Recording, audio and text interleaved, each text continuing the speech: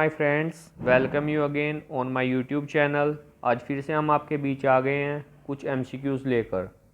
और ये MCQs physical education के रिगार्डिंग और आपके कॉम्पिटिटिव एग्ज़ाम्स के regarding like HTET, army public school, NVS, KVS exam और डीएसएसबी बहुत हेल्पफुल रहेंगे, है ना। तो जो फिजिकल एजुकेशन की प्रिपरेशन कर रहे हैं, तो फिजिकल एजुकेशन के पॉइंट ऑफ व्यू से ये एमसीक्यूज़ बहुत ही इंपॉर्टेंट हैं और आप इनको एक बार ज़रूर देखें। तो बिना कुछ देरी करते हुए चलो मूव करते हैं एमसीक्यू नंबर 1 के ऊपर। जो हमारा एमसीक्यू नंबर 1 है उसमें पूछ रहे हैं कि hydrotherapy is given using. Hydrotherapy में क्या यूज़ किया जाता है? तो क्या यूज़ किया जाता है हमें पता है। ऑप्शन ए आइस नहीं, बी वाटर, सी वैक्स या डी हीट। तो हाइड्रोथेरेपी में हमेशा वाटर यूज़ किया जाता है। हाइड्रो का मतलब ही वाटर होता है ना। अगर यहाँ पे आता क्रायोथेरेपी तो हम लिखते आइस। क्रायो का मतलब हमेशा आइस होता है। Okay, now let's move to MCQ number 2। The percentage of water in human body is. इसमें पूछ रहा है कि हमारी बॉडी के अंदर, ह्यूमन बॉडी के अंदर कितनी परसेंट में वाटर प्रेजेंट होता है। तो हमें पता है कि 70 to 75% वाटर प्रेजेंट होता है। तो ऑप्शन ए में क्या है? 50%, बी 60, सी 70 और डी 80। तो हमारा ऑप्शन सी राइट हो जाएगा, 70%। Okay, now let's move to MCQ number 3। इसमें पूछ रहे हैं कि have highest percentage of water in it. इनमें से कौन सी एक ऐसी चीज़ है जिसके अंदर सबसे ज़्यादा परसेंटेज में वाटर मिलता है। ऑप्शन ए सलाइवा में मिलता है, या क्या गैस्ट्रिक जूस में मिलता है, क्या ब्लड में मिलता है, क्या मसल टिश्यू में मिलता है। तो सबसे ज़्यादा वाटर सलाइवा के अंदर मिलता है। इसके अंदर 99% वाटर प्रेजेंट होता है।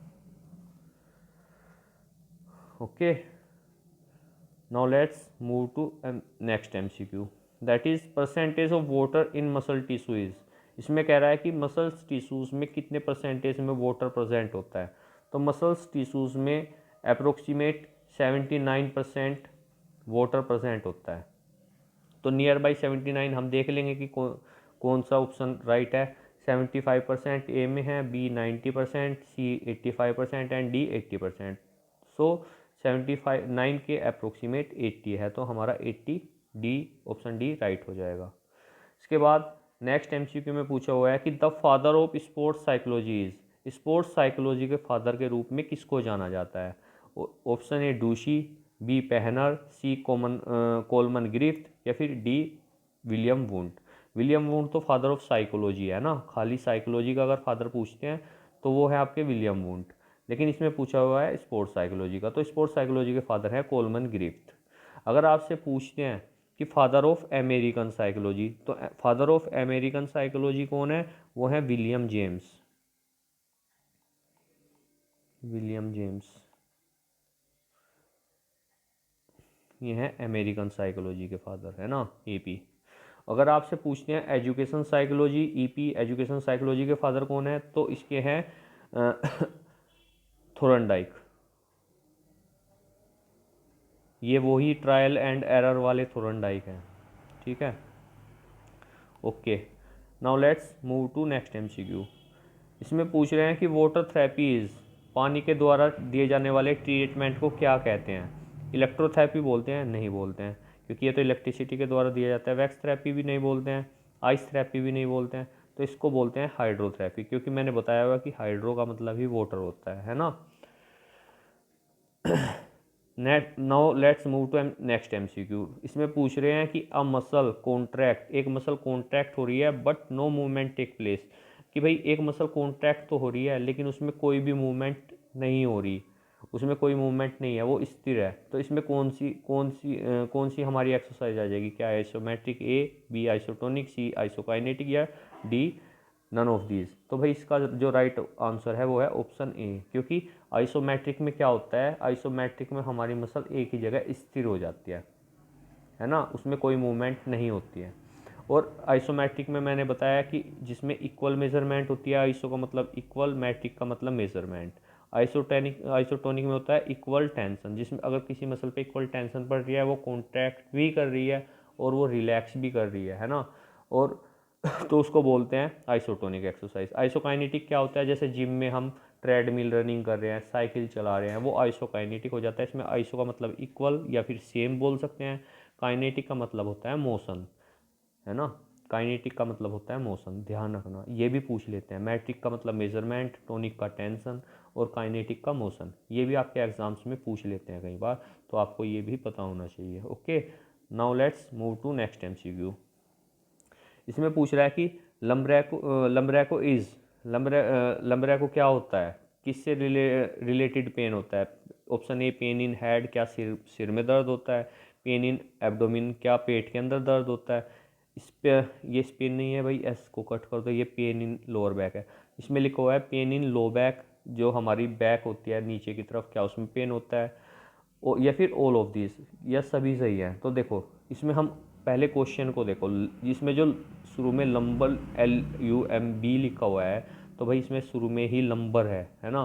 तो लंबर कहाँ पे मौजूद होता है, हमें पता है कि हमारे वर्टिब्रा कॉलम का एक पार्ट है ना। Cervical, thoracic, lumbar, sacrum, coccyx. Cervical, ये अगर हम बात करें एडल्ट में तो ये कितने होते हैं टोटल वर्टिब्रल कॉलम, एडल्ट में होते हैं ये 26। और चिल्ड्रंस में कितने होते हैं वर्टिब्रल कॉलम, चिल्ड्रंस में होते हैं 33। ये कैसे होते हैं चिल्ड्रंस में, सर्विकल इसमें 7 होते हैं, थोरेसिक 12 होते हैं, लंबर 5 होते हैं, है ना। और इस सैक्रम इसमें कितने होंगे, ये भी इसमें 5 होंगे। और इसमें जो हमारे कोकिक्स होंगे वो 4 होंगे। अब काउंट करके देख सकते हैं हम कितने हो गए हैं, 12, 6, 18, 19, 20, 24, 25, 26, 27, 29। ओके, ठीक है भाई बच्चों, इसको काउंट करने के बाद आपको टोटल रिजल्ट मिलेगा 33। लेकिन अगर हम बात करें एडल्ट्स में तो जो सैक्रम ये 5 है ये हो जाते हैं चेंज 1 में, और कोकिक्स भी 1 हो जाता है। अब काउंट करके देख लो, 12, 7, 19, 19 और 5 24 और 1 25 एंड +1 कोकिक्स के लिए 26, तो टोटल हो जाते हैं 26। ठीक है, now let's move to next MCQ. इसमें पूछ रहे हैं कि winner of man single US open 2020, जो अभी US ओपन हुआ है 2020 के अंदर, अभी इसमें सस्पेंस है। कुछ लोग सोच रहे हैं कि भाई 2020 में US ओपन नहीं हुआ है, भाई बिल्कुल हुआ है। इस 2020 में हमारा ऑस्ट्रेलियन ओपन भी हुआ है और हमारा US ओपन भी हो चुका है। ठीक है, हमारा फ्रेंच ओपन नहीं हुआ है अभी, है ना। इसमें जो 2020 है उसके अंदर फ्रेंच ओपन नहीं हुआ है, लेकिन हमारा US ओपन और ऑस्ट्रेलियन ओपन दोनों हुए हैं। इसमें पूछा हुआ है कि winners of man singles US open कौन है 2020 के। तो इसमें जो ऑप्शन ए है वो है डोमिनिक थीम, बी है अलेक्जेंडर जेवरेव, सी है नोआमी ओसाका, डी है विक्टोरिया एजरेनेका। तो इसके अंदर जो राइट आंसर हो जाएगा वो ऑप्शन ए है डोमिनिक थीम। और जो रनर अप रहे हैं वो ऑप्शन बी में अलेक्जेंडर जेवरेव रहे हैं। और अगर आपसे फीमेल कैटेगरी में पूछे कि विनर कौन है तो नोआमी ओसाका है। और अगर आपसे पूछे रनर अप कौन है फीमेल कैटेगरी में तो विक्टोरिया एजरेनेका है। ठीक है, now let's move to MCQ number, next MCQ है ना। इसमें पूछा हुआ है कि थ्रोअर मसल कौन सी होती है। ऑप्शन ए डेल्टोइड होती है, या फिर बी बाइसेप्स होती है, सी ट्राइसेप्स होती है, या डी पेक्टोरियल मेजर होता है। तो इसमें से जो थ्रोअर मसल होती है वो होती है पेक्टोरियल मेजर, जो हमारे चेस्ट की मसल होती है इसको पेक्टोरियल मेजर बोलते हैं। डेल्टोइड मसल हमारे शोल्डर में मौजूद होती है, बाइसेप्स हमारे अपर आर्म में मौजूद होती है, फ्रंट एंटीरियर पार्ट में, ट्राइसेप्स पोस्टीरियर पार्ट में अपर हैंड में मौजूद होती है। बाइसेप्स ट्राइसेप्स एक दूसरे के एंटोगोनिस्ट और एगोनिस्ट वर्क करती है। बाइसेप्स की भी अगर हम बात करें तो बाइसेप्स का पूरा नाम होता है बाइसेप्स ब्रैकियाई। ठीक है, क्वेश्चन कुछ भी बन सकता है, तो आपको हमेशा रेडी रहना है। कोई भी क्वेश्चन कैसा भी बाइसेप्स से रिलेटेड या कोई भी आए तो आपको उसका पता होना चाहिए। ऐसे ही ट्राइसेप्स को भी बोलते हैं ट्राइसेप्स ब्रैकियाई, है ना। तो ये भी आपको पता होना चाहिए। इसको बाइसेप्स नाम क्यों पड़ा, क्योंकि इसके 2 हेड होते हैं, है ना। जो ट्राइसेप्स है इसका नाम ट्राइसेप्स क्यों है, क्योंकि इसके अंदर 3 हेड होते हैं। Okay, now let's move to next MCQ। Next MCQ is hormone that controls the growth of body. इसमें पूछा हुआ है कि वो है कौन सा हार्मोन होता है जो हमारी बॉडी की ग्रोथ को कंट्रोल करता है। Option A thyrotropic hormone, B somatotropic hormone, C gonadotropic hormone, या फिर डी नन ऑफ दीज।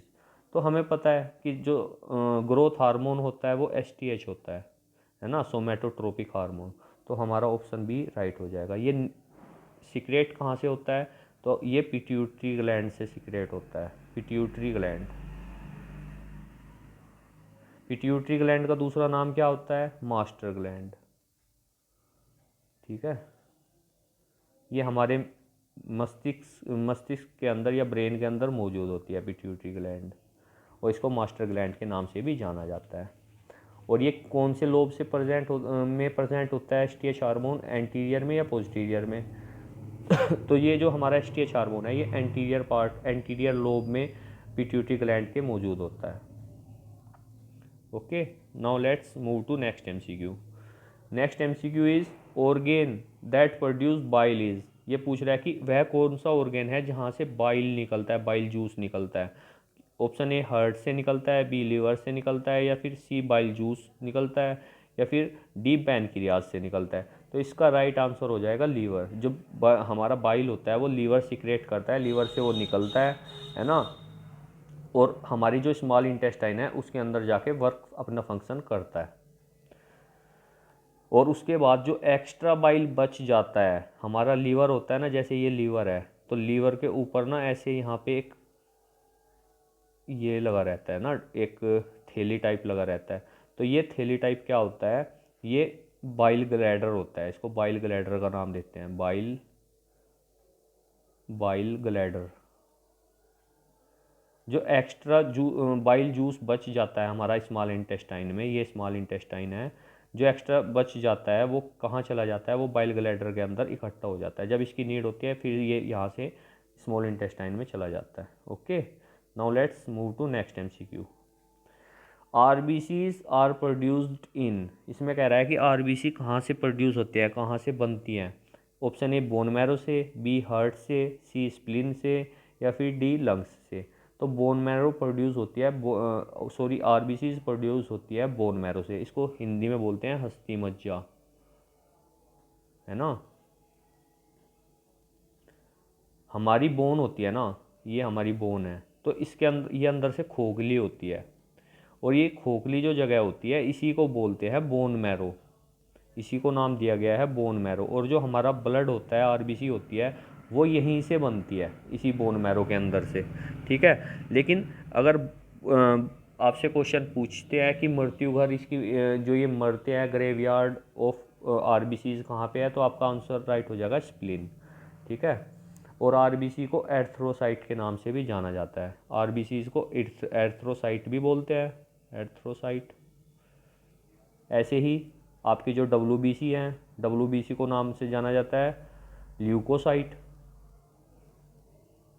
और ऐसे ही प्लेटिलेट्स का भी दूसरा नाम है, प्लेटिलेट्स को बोलते हैं थ्रोम्बोसाइट।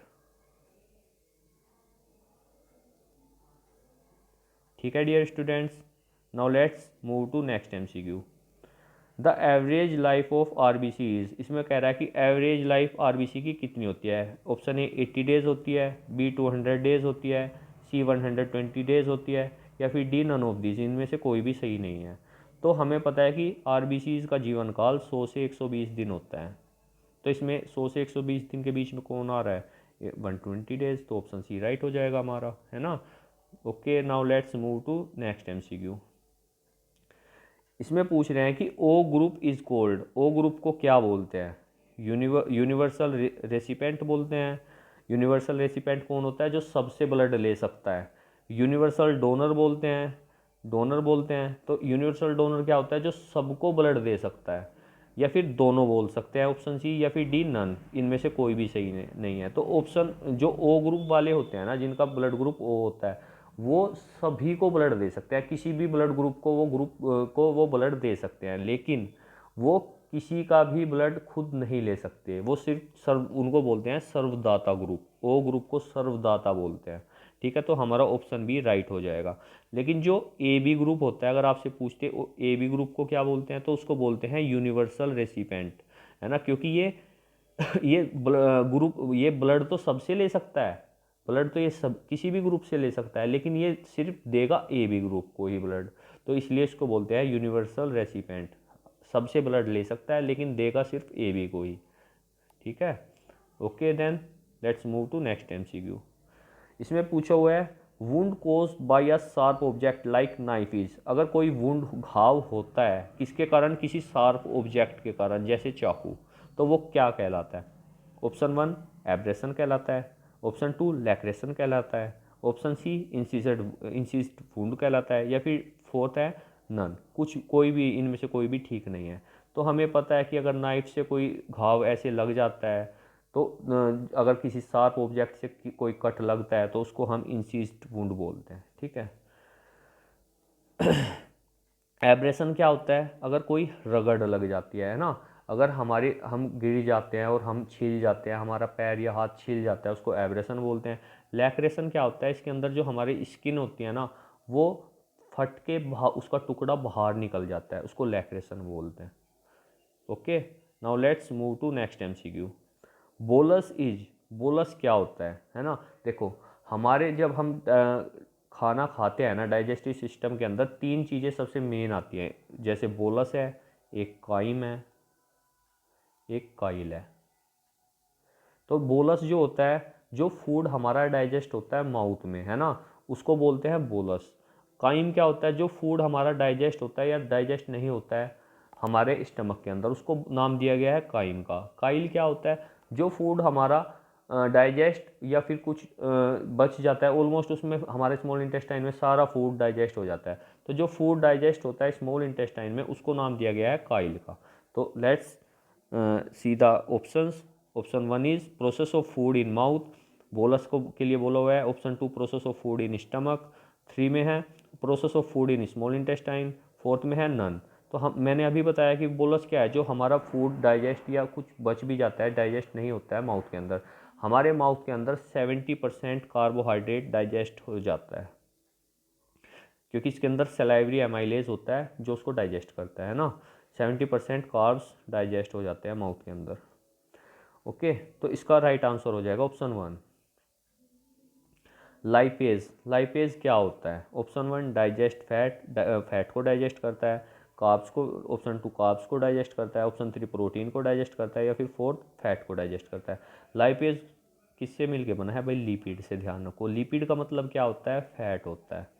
तो लाइपेज किसको डाइजेस्ट करता है? तो फैट को करता है। Option 1 is right. कार्बोहाइड्रेट के बारे में अगर पूछते हैं तो एमाइलेज, एमाइलेज हमारा कार्ब्स को डाइजेस्ट करने में हेल्प करता है। प्रोटीन को कौन डाइजेस्ट करता है? पेप्सिन भी करता है, जो हमारा स्टमक में इसको डाइजेस्ट करता है। पेप्टोन्स में हमारे जो प्रोटीन को होता है, पेप्टोन्स में तोड़ देता है। और एक ट्रिप्सिन होता है, ट्रिप्सिन भी पेप्सिन को डाइजेस्ट करता है। ये जो ट्रिप्सिन और हमारा लाइपेज और एमाइलेज है, इसको ये सिक्रेट कहाँ से होता है? ये पैनक्रियाज सिक्रेट करता है। और कहाँ पे सिक्रेट करता है? हमारे स्मॉल इंटेस्टाइन के अंदर सिक्रेट करता है, ठीक है। Okay, now let's move to next MCQ. Amylase क्या होता है? मैंने अभी बताया आपको, एमाइलेज किसको डाइजेस्ट करने में हेल्प करता है? कार्ब्स को, है ना। तो देखो ये क्या करता है? ऑप्शन 1 डाइजेस्ट फैट नहीं करता है, इसको तो लाइपेज करता है। ऑप्शन 2 कार्ब्स, बिल्कुल हमारा ऑप्शन 2 राइट हो जाएगा। प्रोटीन को कौन करता है? पेप्सिन करता है स्टमक में, और हमारा ट्रिप्सिन करता है स्मॉल इंटेस्टाइन में। ये भी आप ध्यान रखना। और इसी से आपको अगर पूछे मिल्क को कौन करता है, तो मिल्क के लिए आपका रेनिन आ जाएगा, ठीक है। लार्जेस्ट एंडोक्राइन ग्लैंड इज, अगर आपसे पूछते हैं कि हमारी बॉडी में सबसे लार्जेस्ट एंडोक्राइन ग्लैंड कौन सी है, ऑप्शन 1 लीवर है, या फिर पैनक्रियाज है, या थायराइड है, या फिर मास्टर ग्लैंड है। मास्टर ग्लैंड को आपको पता है, पिट्यूटरी ग्लैंड को मास्टर ग्लैंड बोलते हैं, है ना। और अगर आपसे पूछे मास्टर ऑफ मास्टर ग्लैंड कौन सी है, तो वो भी आपको पता होना चाहिए। मास्टर ऑफ मास्टर ग्लैंड होती है हाइपोथैलेमस ग्लैंड, क्योंकि ये पिट्यूटरी ग्लैंड को हेल्प करती है वर्क करने के लिए। और पिट्यूटरी ग्लैंड जो अदर एंडोक्राइन ग्लैंड्स हैं उनके ऊपर वर्क करती है, उनके फंक्शनिंग को कंट्रोल करती है, लेकिन हाइपोथैलेमस पिट्यूटरी के फंक्शन को कंट्रोल करती है, इसलिए ये मास्टर ऑफ मास्टर ग्लैंड है, ठीक है। तो इसका राइट आंसर हमारा हो जाएगा thyroid gland. Option number 3 is right. Largest endocrine gland कौन सी है? थायराइड है। अगर आपसे पूछे स्मॉलेस्ट एंडोक्राइन ग्लैंड कौन सी है, तो आपका राइट आंसर होगा पीनियल ग्लैंड। लेकिन अगर ऑप्शंस में पीनियल नहीं है, तो आप सेकंड नंबर पे टिक कर सकते हो पिट्यूटरी ग्लैंड को, जो हमारी मास्टर ग्लैंड है ना। Let's move to next MCQ. Smallest endocrine gland is, इसमें फिर से वही क्वेश्चन आ गया जो मैंने आपको पीछे बताया। Option 1 master gland, pituitary gland, option 2 pineal gland है, या फिर 3 थायराइड ग्लैंड है, या फिर 4 हाइपोथैलेमस ग्लैंड है। तो इसका राइट आंसर हो जाएगा पीनियल ग्लैंड, है ना। ये इसको third eye of human body भी बोलते हैं, पीनियल ग्लैंड को third eye of human body भी बोला जाता है। Okay, now let's move to next MCQ. Internal respiration is, हमें पता है कि रेस्पिरेशन कितने टाइप्स में होता है, एक एक्सटर्नल एक इंटरनल। एक्सटर्नल रेस्पिरेशन किसके बीच में होता है, हमारे हमारे लंग्स के बीच में और ब्लड वेसल्स के बीच में, है ना। जो रेस्पिरेशन हमारा लंग्स के और ब्लड वेसल्स के बीच में होगा वो हमारा एक्सटर्नल रेस्पिरेशन कहलाता है। लेकिन एक्सचेंज ऑफ गैसेस अगर हो रही है हमारी ब्लड वेसल्स और टिश्यूज़ के बीच में, तो उसको बोलते हैं इंटरनल रेस्पिरेशन, ठीक है। तो let's see the options. Option 1 is exchange of gases between lungs and blood. तो इंटरनल में तो लंग्स का कोई काम ही नहीं आ जाता, अगर लंग्स दिखाई दे रहा है तो वो इंटरनल है ही नहीं, ये गलत हो जाएगा। Option 2 between blood and tissues, देखते हैं इसको अभी और भी पढ़ लेते हैं। बिटवीन एल्वोली एंड ब्लड, तो एल्वोली भी तो लंग्स में है, ये भी गलत हो जाएगा। Option 4 none. तो इसका राइट आंसर हो जाएगा ऑप्शन 2, क्योंकि ब्लड और टिश्यूज़ के बीच में अगर एक्सचेंज ऑफ गैसेस हो रही है उसी को इंटरनल रेस्पिरेशन बोलते हैं, ठीक है। उसमें लंग्स का कोई रोल नहीं होता है, ध्यान रखना। ओके, और अगर आपसे पूछा जाए कि कितने परसेंट ऑक्सीजन हम जब एक्सहेल करते हैं, जब सांस छोड़ते हैं, कितने परसेंट ऑक्सीजन छोड़ते हैं, तो 16% ऑक्सीजन हम एक्सहेल करते हैं ऑक्सीजन, और 4% हम कार्बन डाइऑक्साइड एक्सहेल करते हैं। और हम नाइट्रोजन को भी हम इनहेल एक्सहेल करते हैं, लेकिन इसकी इसकी हमें नीड नहीं होती, तो इसको इनहेल भी हम 78% करते हैं और एक्सहेल भी 78% ही कर देते हैं। Okay, now let's move to next MCQ. Father of education psychology, education psychology के फादर के रूप में किसको जाना जाता है। ऑप्शन 1 सिगमंड फ्राइड को माना जाता है, 2 थोरनडाइक को माना जाता है, 3 विलियम जेम्स को माना जाता है, या फिर 4 विलियम वुंट को माना जाता है। हमें पता है कि फादर ऑफ साइकोलॉजी है विलियम वुंट, है ना। PSY मैं लिख देता हूँ साइकोलॉजी। विलियम जेम्स कौन है, American psychology AP, father of American psychology. Thorndike हैं एजुकेशन साइकोलॉजी के फादर। सिगमंड फ्राइड कौन है, मॉडर्न मॉडर्न साइकोलॉजी के फादर। तो कौन सा राइट, क्या पूछा हुआ है, एजुकेशन साइकोलॉजी के फादर कौन है। तो एजुकेशन साइकोलॉजी के फादर कौन हुए, एडवर्ड ली थोरनडाइक, है ना, EL थोरनडाइक। तो option 2 is right. Now let's move to next MCQ। Lifter muscle is, जो लिफ्टर्स होते हैं, पावर लिफ्टर्स होते हैं, उनकी मसल्स कौन सी होती है, कौन सी मसल मेन होती है। ऑप्शन 1 पेक्टोरियल होती है, 2 डेल्टोइड होती है, 3 लैटिसमस डोर्सी होती है, 4 बाइसेप्स होती है। तो इसका राइट आंसर हो जाएगा आपका डेल्टोइड। डेल्टोइड मसल को ही लिफ्टर मसल बोला जाता है, ठीक है। Now let's move to next MCQ। Rider muscle is pectoral, option 1 pectoral, 2 deltoid, 3 adductor magnus, या फिर 4 लैट्स मसल। तो अगर आपसे पूछा जाता है राइडर मसल कौन सी होती है, तो राइडर मसल में आपका आ जाएगा adductor magnus. Adductor magnus muscle को राइडर मसल के नाम से जाना जाता है। Okay, now let's move to next MCQ। HCl secreted in, HCl कहाँ पे सिक्रेट होता है, क्या। ऑप्शन 1 स्टमक में होता है, B2 स्मॉल इंटेस्टाइन में होता है, 3 लार्ज इंटेस्टाइन में होता है, या फिर 4 नन, किसी में नहीं होता। तो HCl को हमें पहले पता होना चाहिए कि HCl होता क्या है भाई, hydrochloric acid, chloric acid, ठीक है। इसमें राइटिंग ऐसी ही आ रही है भाई बच्चों, आप लोग एडजस्ट करो थोड़ा, है ना। तो इसको HCl की फुल फॉर्म होती है हाइड्रोक्लोरिक एसिड, और ये सीक्रेट कहाँ से होता है, स्टमक में, ध्यान रखना। तो ऑप्शन 1 इज राइट, ठीक है। During exhale what percentage of oxygen is exhale, मैंने अभी बताया आपको थोड़ी देर पहले ही। तो अगर हम एक्सहेल कर रहे हैं तो कितनी परसेंटेज में ऑक्सीजन को हम एक्सहेल करते हैं, तो मैंने बताया हुआ है कि एक्सहेल करने में 16% तो हम ऑक्सीजन एक्सहेल करेंगे, 4% कार्बन डाइऑक्साइड करेंगे। तो ऑप्शन 1 में 12% है, ये गलत हो जाएगा। सेकंड में 14% है, ये भी गलत हो जाएगा। थर्ड में 16% है, ये सही हो जाएगा। फोर्थ 18% गलत हो जाएगा। तो हमारा option 3 is right. Okay, now let's move to next MCQ। Lipase is secreted by, lipase को कौन सिक्रेट करता है, ये भी मैंने आपको बता दिया है। ऑप्शन 1 लीवर करता है, या फिर ऑप्शन 2 पैनक्रियाज करता है, या फिर 3 बाइल ग्लैडर करता है, या फिर स्टमक करता है। तो लीवर तो क्या करता है, बाइल जूस करता है। पैनक्रियाज करता है, लाइपेज भी, एमाइलेज भी और ट्रिप्सिन भी पैनक्रियाज सिक्रेट करता है ना। इसमें भी जो सेल्स होते हैं, एप सेल्स बोलते हैं, वहाँ से सिक्रेट होता है लाइपेज, ट्रिप्सिन और हमारा एमाइलेज। इसके अंदर अल्फा सेल होते हैं, बीटा सेल होते हैं और डेल्टा सेल होते हैं। ये हार्मोन सिक्रेट करते हैं ना। अल्फा क्या करता है, ग्लूकागोन करता है, ग्लूकागोन। बीटा क्या करता है, इंसुलिन करता है। और जो हमारा डेल्टा सेल है वो क्या करता है, ये करता है सोमेटोस्टेटिन, है ना।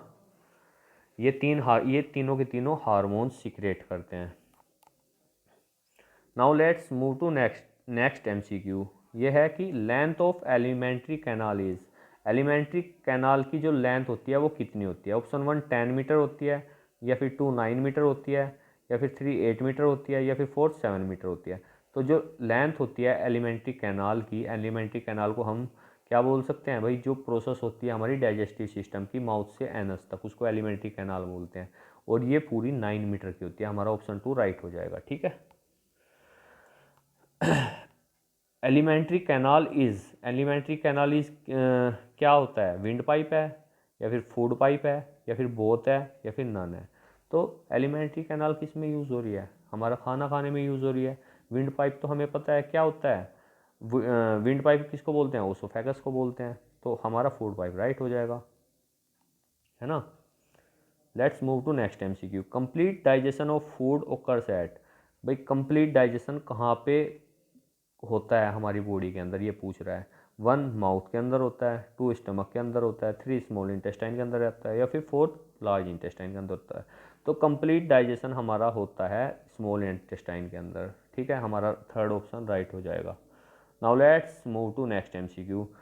Length of small intestine is, जो हमारी स्मॉल इंटेस्टाइन होती है उसकी लेंथ कितनी होती है। ऑप्शन 1 6 मीटर होती है, 2 8 मीटर होती है, 3 10 मीटर होती है, या फिर 4 12 मीटर होता है। तो जो हमारी स्मॉल इंटेस्टाइन होती है उसकी लेंथ 6 to 6.5 मीटर होती है। तो हमारा राइट आंसर ऑप्शन 1 हो जाएगा। Okay, now let's move to next MCQ. Length of, ये स्मॉल नहीं है भाई, लार्ज है। इसको थोड़ा करेक्ट कर लेना, जब आप नोट्स बना रहे हो उसको सही कर लेना। इसमें ये लार्ज इंटेस्टाइन है। इसमें पूछा हुआ है कि लार्ज इंटेस्टाइन की लेंथ कितनी होती है। ऑप्शन 1 है 1 to 1.5 मीटर, 2 है 3 मीटर, 3 है 4 मीटर, या फिर 4 है 7 मीटर। तो जो इसकी लेंथ होती है वो 1 to 1.5 या 1 से 1.5 मीटर होती है। अच्छा, ये लार्ज इंटेस्टाइन है फिर भी इसकी लेंथ छोटी है, स्मॉल इंटेस्टाइन है फिर भी उसकी लेंथ बड़ी है। तो इसको लार्ज और स्मॉल क्यों बोला गया भाई, इसको लार्ज इंटेस्टाइन इसलिए बोला गया क्योंकि इसका डायमीटर स्मॉल इंटेस्टाइन के डायमीटर से बड़ा है, इसलिए इसको लार्ज इंटेस्टाइन बोला गया, उसको स्मॉल इंटेस्टाइन बोला गया, ठीक है। Heart divided into 2 parts, by heart को 2 पार्ट्स में कौन सी लाइन, कौन सी लेयर डिवाइड करती है। तो इसको डिवाइड करती है, ऑप्शन 1 सेप्टम करता है, या फिर वेना केवा करता है, या फिर 3 वेन्यूल्स करते हैं, या फिर 4 नन करता है। तो इसका राइट आंसर हो जाएगा ऑप्शन नंबर 1 सेप्टम, ठीक है। Now let's move to next MCQ. Heart beat of a normal person per minute is, heart beat कितनी होती है एक नॉर्मल पर्सन की 1 मिनट के अंदर, इसमें पूछा हुआ है। Option number 1 is 90, option number 2 is 72, option number 3 is 120, option number 4 is 60। तो इसका राइट आंसर हो जाएगा 72, ठीक है। 72 to 80 हार्ट बीट हमारी 1 मिनट के अंदर हो सकती है, ठीक है। Now let's move to next MCQ. Bicuspid valve is also called, bicuspid valve को और किस नाम से जाना जाता है। क्या ट्राइकोस्पीड वॉल्व के नाम से जाना जाता है, माइट्रल वॉल्व के नाम से जाना जाता है, पल्मोनरी वॉल्व के नाम से जाना जाता है, या फिर ओर्टा। तो बाइकोस्पीड वॉल्व का दूसरा नाम माइट्रल वाल्व होता है। हमारा ऑप्शन 2 राइट हो जाता है। और हमें पता होना चाहिए कि हमारे जो, देखो पहले मैं हार्ट को बना देता हूँ यहाँ पे ना, ये हमारा लाइक ऐसे हार्ट है भाई, ऐसा ही हार्ट बनता है मेरे से ना। ये थोड़ा एडजस्ट किया करो आप लोग, है ना। ये राइट ओरिकल है, ये राइट वेंट्रिकल है, लेकिन समझ पूरा आ जाएगा। ये लेफ्ट ओरिकल है, ये लेफ्ट वेंट्रिकल है। तो देखो जो ये हमारी ट्राइकोस्पीड वॉल्व है ना, ये तो राइट ओरिकल और राइट वेंट्रिकल के बीच में होती है ट्राइकोस्पीड, है ना। जो बाइकोस्पीड वाल्व होती है वो लेफ्ट ओरिकल और लेफ्ट वेंट्रिकल के बीच में होती है, ये बात ध्यान रखना। अगर आपसे बाइकोस्पीड इधर है, और बाइकोस्पीड का दूसरा नाम माइट्रल वाल्व है, ठीक है। ये दोनों सेम ही नाम होते हैं। तो हमारे राइट, अगर पूछा जाए आपसे राइट ओरिकल और राइट वेंट्रिकल के बीच में कौन सी कौन सी वाल्व प्रेजेंट होती है, तो आप बताओगे ट्राइकोस्पिड वाल्व। अगर आपसे पूछे लेफ्ट ओरिकल और लेफ्ट वेंट्रिकल के बीच में कौन सी वाल्व प्रेजेंट है, तो आप बताओगे बाइकोस्पिड या फिर माइट्रल वाल्व। ठीक है। अओर्टा क्या करती है, इसको हिंदी में बोलते हैं महाधमनी। ये हमारी पूरी बॉडी के अंदर ब्लड को पंप करती है, जो ब्लड ऑक्सीजनेटेड होता है ना। आर्टरीज, अओर्टा से जाता है आर्टरीज में, आर्टरीज से जाता है आर्टियोल्स में, आर्टियोल्स से जाएगा कैपिलरीज में, कैपिलरीज से जाएगा वेन्यूल्स में, और वेन्यूल्स से वेंस के द्वारा फिर से हमारे हार्ट के राइट ओरिकल के अंदर आ जाता है। ठीक है। और जो पल्मोनरी होती है, पल्मोनरी का मतलब होता है हमारा लंग्स, है ना। तो जो पल्मोनरी आर्टरी होती है वो डीऑक्सीजनेटेड ब्लड राइट वेंट्रिकल से लंग्स में लेके जाती हैं, और जो पल्मोनरी वेन्स हैं वो ऑक्सीजनेटेड ब्लड लेफ्ट ओरिकल के अंदर लेकर आती हैं। ठीक है। इतनी इन्फॉर्मेशन बहुत है इसके regarding. Now let's move to next MCQ. Mixture gland is, इनमें मिक्सचर ग्लैंड बतानी है। ऑप्शन नंबर 1 लीवर है, 2 पैनक्रियाज है, 3 टेस्टिस है, या फिर ऑल, या फिर सभी हैं। तो इसका राइट आंसर हो जाएगा सभी। लीवर, पैनक्रियाज, टेस्टिस और ओवीज भी अगर ऑप्शन में होता तो वो भी सही था। ये सभी हमारी मिक्सचर ग्लैंड होती हैं। ठीक है। Number of glands present in tongue, ये कह रहा है कि हमारी टंग के अंदर कितनी ग्लैंड्स प्रेजेंट होती हैं। ऑप्शन नंबर 1 6, ऑप्शन नंबर 2 2, 3 4 3, या फिर 4 8। तो इसका राइट आंसर हो जाएगा 6। हमारी टंग के अंदर 6 ग्लैंड्स प्रेजेंट होती है। अगर पेयर्स में पूछे तो 3 पेयर्स ऑफ ग्लैंड्स प्रेजेंट होती हैं हमारी टंग के अंदर। ठीक है। Now let's move to next MCQ. Most part of fat digest in, ये कह रहा है कि ज़्यादातर फैट का परसेंटेज में जो फैट होता है जो हम खाते हैं वो उसका ज़्यादा अमाउंट हमारी बॉडी में किस जगह डाइजेस्ट होता है। माउथ में होता है, मैंने बताया कि माउथ में तो कार्ब्स होते हैं सबसे ज़्यादा डाइजेस्ट, है ना। ऑप्शन नंबर 2 स्टमक होता है, स्टमक में हमारा प्रोटीन होता है जो पेप्सिन करता है सबसे ज़्यादा। स्मॉल इंटेस्टाइन, बिल्कुल स्मॉल इंटेस्टाइन में अगर आपसे पूछे तो आपका राइट आंसर हो जाएगा ऑप्शन नंबर 3। फैट सबसे ज़्यादा डाइजेस्ट होता है स्मॉल इंटेस्टाइन के अंदर, और लार्ज इंटेस्टाइन नहीं होगा। तो इसका राइट आंसर स्मॉल इंटेस्टाइन है। ठीक है। कौन कौन डाइजेस्ट करता है स्मॉल इंटेस्टाइन में, लाइपेज करता है ना। Official name of Davis cup is, इसमें पूछ रहा है कि ऑफिशियल नेम क्या है डेविस कप का। Option number 1 international lawn tennis challenge trophy, option number 2 Uber cup, option number 3 Thomas cup, या फिर एटीपी ट्रॉफी। तो official name of Davis cup होता है international lawn tennis challenge trophy. Option number 1 is right. और Uber cup और जो हमारे Thomas cup होते हैं ये बैडमिंटन के कप हैं, है ना, बैडमिंटन कप हैं। जो थॉमस कप होता है ये मैन कैटेगरी में खेला जाता है, उबेर कप हमारा फीमेल कैटेगरी में खेला जाता है। एटीपी ट्रॉफी हमारी टेनिस में होती है। रोटेशन इन वॉलीबॉल, ऑप्शन नंबर 1 क्लॉकवाइज होती है, 2 एंटी क्लॉकवाइज होती है, एंटो नहीं है ये एंटी है।